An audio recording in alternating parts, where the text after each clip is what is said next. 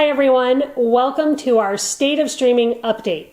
We do these periodically to catch you up on some of the bigger things happening in the streaming space.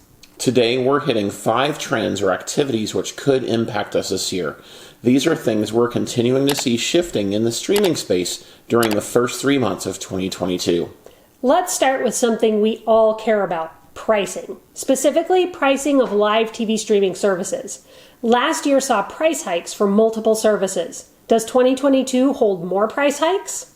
At time of filming, fuboTV, which hasn't raised rates since July of 2020, had dropped its lowest price starter plan, leaving its entry point at $69.99 a month. This is the same price as Hulu Live and $5 more than YouTube TV. Earlier, in February of 2022, Fubo experimented with quarterly plans, but reversed course just a few days later. It's clearly experimenting with different pricing structures and options to find the balance between what it wants or needs to charge and what customers are willing to pay. It's also been stressing personalization, especially in the area of live sports that it offers. It's eyeing sports betting as a part of the market it can corner. It's added features like sports calendars, the ability to watch multiple games at once, and having the second largest portfolio of regional sports networks. At time of filming, only DirecTV Stream has more RSNs. Despite all those features, Fubo still lacks the Turner networks, which is something that competitor YouTube TV has. It'll be interesting to see what it and all the leading live TV streaming services do this year to keep customers. It's likely that they will all need to raise rates as their model still follows that of cable. They are charged by networks for the right to show their content to viewers. They can't control what the networks charge them and still have to bundle channels together that customers don't want with the few that they do. Yeah, but the real question is, what are people willing to pay for the sports they want to watch? And that's our second trend of note, live sports and what's going to happen with Sunday Ticket. People are watching sports and an increasing number of them are streaming them.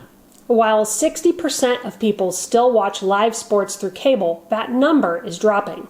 28% now stream live sports, and 44% of cable subscribers say they would cancel their service if they could stream live events. Streaming services are doing their best to make that a reality.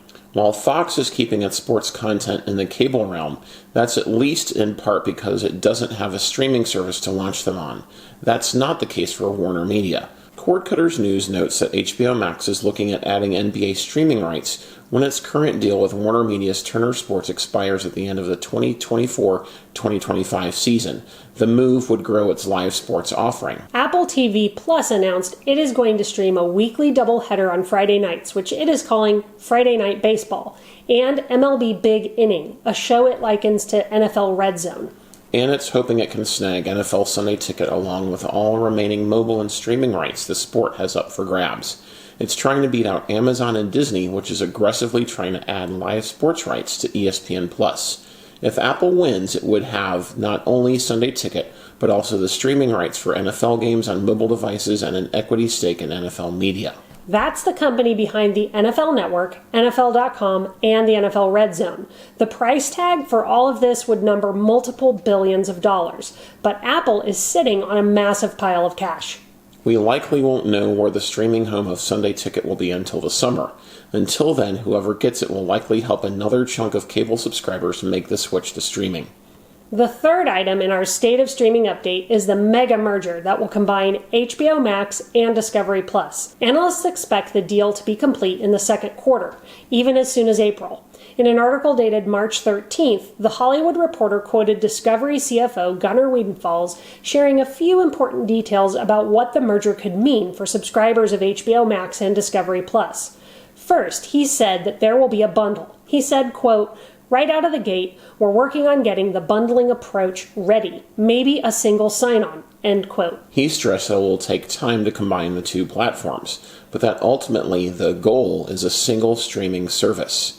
He said, quote, "We believe in a combined product as opposed to a bundle. To do it in a way that's actually a great user experience for our subscribers, that's going to take some time. That's nothing that's going to happen in weeks. Hopefully not in years, but in several months," end quote. The second thing that Wiedenfels shared about the merger was that there will be ad-free and ad-light tiers. And while he didn't mention any specific price, it's reasonable to think the price of the bundle could fall somewhere around $15 for an ad-light version and $22 for ad-free. That's based on the fact that Discovery Plus ranges from $5 to $7 and HBO Max costs from $10 to $15 a month depending on which plan you choose. Yeah, but would you be willing to pay $15 to $22 a month for both services? Now, if you subscribe to HBO Max, maybe so, as it's not asking you to go up that much to get all of the Discovery content.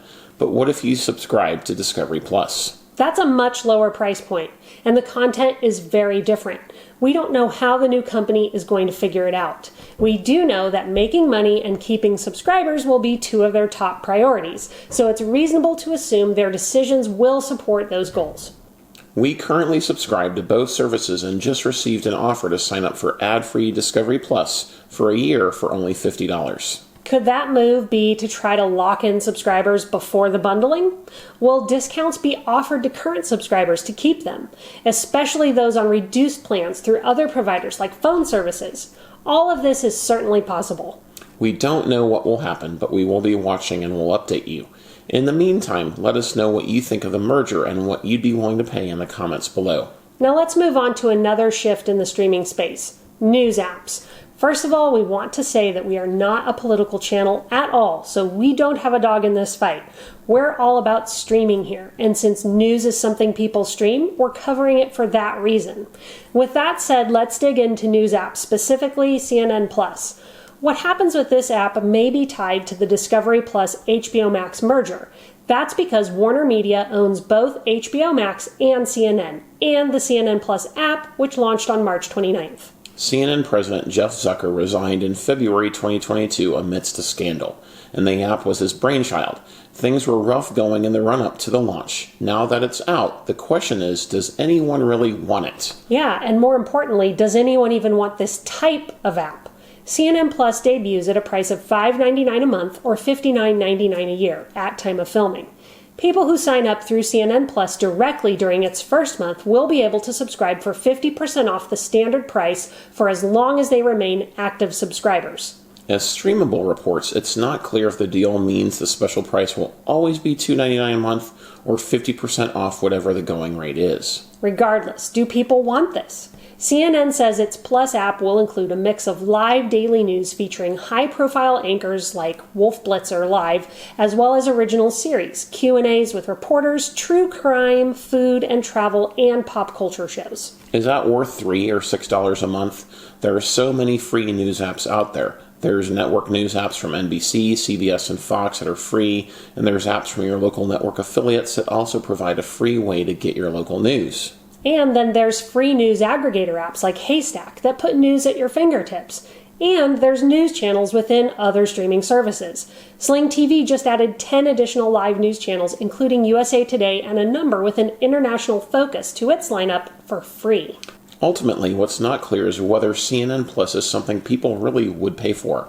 Unless you're a news junkie or you really like CNN's original non-news shows, or the only reason you're keeping cable is to get CNN, you really do not need the app.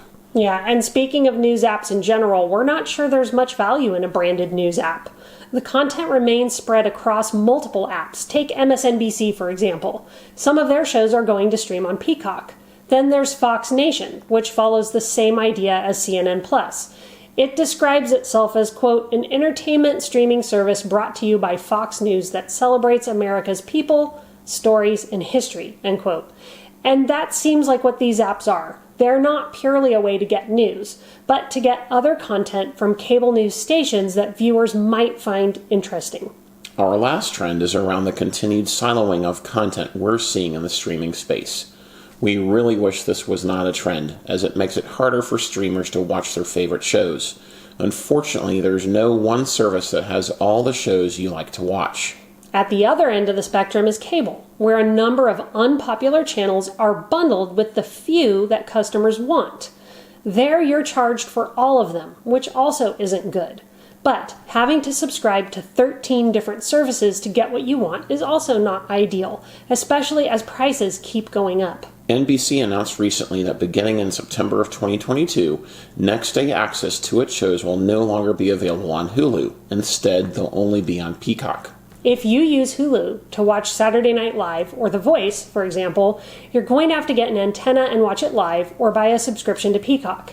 If all of your favorite shows aren't on NBC, you now have 2 subscriptions to manage, Hulu and Peacock. And as prices rise, that takes more money out of your pocket. Peacock has been struggling to gain paying subscribers. This move is clearly designed to change that. It's also going to add popular MSNBC news and commentary shows like Morning Joe to its lineup. With each major network making moves to increase subscriber counts, they could be locking down their owned content into silos they control, rather than content aggregators like Hulu has been in the past. As streaming services proliferate, it's getting harder to know how and where to watch your favorite shows. Sometimes it's downright illogical. The popular drama Yellowstone is a perfect example. It should be on Paramount Plus since Paramount created the show, but it's not. While episodes can be accessed on the Paramount network, licensing agreements mean Peacock is the only streaming service that has Yellowstone episodes. It gets even more confusing when you see that Yellowstone spin-offs like 1883 are on Paramount Plus, and it points back to the bigger trend at play. Networks had been in the habit of licensing their content to distribution platforms they didn't necessarily own. Now, that practice is shifting to networks trying to bring back their content to their own hubs. It's why Marvel shows like Daredevil and Iron Fist that were on Netflix left on March 1st, presumably to end up on Disney Plus to strengthen its claim as a streaming home for Marvel. Yeah, and when you survey the streaming landscape, you really can see the trends we've discussed today in motion. Navigating those trends so that they work to your benefit is key. It can feel overwhelming, but it doesn't have to be. It starts with knowing what shows and channels you want and the best way to get them for the best price possible. Let us know what you think of these trends in the comments below. Is there one in particular that interests or concerns you? What streaming news are you paying attention to right now? Yeah, and what do you see going on in the streaming space right now that excites or concerns you? We will keep covering the developments we think are important and reviewing changes in the streaming space. In the meantime, if you haven't already, don't forget to like, subscribe, and turn on notifications so you can get our latest news and reviews when they drop. Thanks for watching, and we'll see you in our next video.